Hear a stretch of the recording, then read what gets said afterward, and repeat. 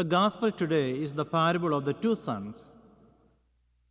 There are two levels on which this parable can be considered. On a more general level, it is about the theme of action more than words. On a particular level, the parable refers to the situation during the time of Jesus. The religious leaders of the people, the scribes and Pharisees, refused to believe in John the Baptist. They also rejected Jesus and his teachings. In fact, yesterday's gospel, they questioned the authority of Jesus. Yet they are fully convinced that they cannot be wrong, for they are doing the will of God. On the other hand, those considered as violators of the law readily believed in the message of repentance preached by John the Baptist and submitted themselves to his baptism. When Jesus came, they were the ones who followed him wherever he went and listened to his teachings. They are like the first son who said no, but later regretted and obeyed the Father's command. They realized they have offended God and sincerely repented and resolved to amend their lives. On the other hand, the religious leaders are like the son who said yes, but did not obey his father.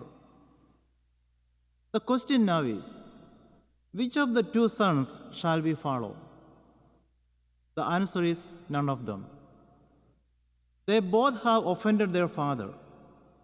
The first son by initially refusing to obey the command, and the second son by not being true to his word. But between the two, the first son is more pleasing in the eyes of the Father. The tax collectors and public sinners offended God. But through the preaching of Jesus, they turned away from their sins and reformed their lives. Looking deeper, however, there is the third son in the parable. He is the one who said yes and obeyed the Father's command all the way. This third son is Jesus Christ, who humbled himself, becoming obedient to death, even death on a cross. The question we have to ask ourselves, therefore, which of the three sons are we? It is easy to say yes to God, but this is of no value when we have no resolve to obey his will. It is also easy to say no to God, to disobey his commands. In other words, there are times in our life that we are like either or both of the two sons in the parable. And so we have to remind ourselves continually that we are not in a position to judge and condemn others. So as we are in the Advent season, let us follow the third son, Jesus, who said yes and followed the command of the Father. In that way, the Christmas will be more meaningful in our life.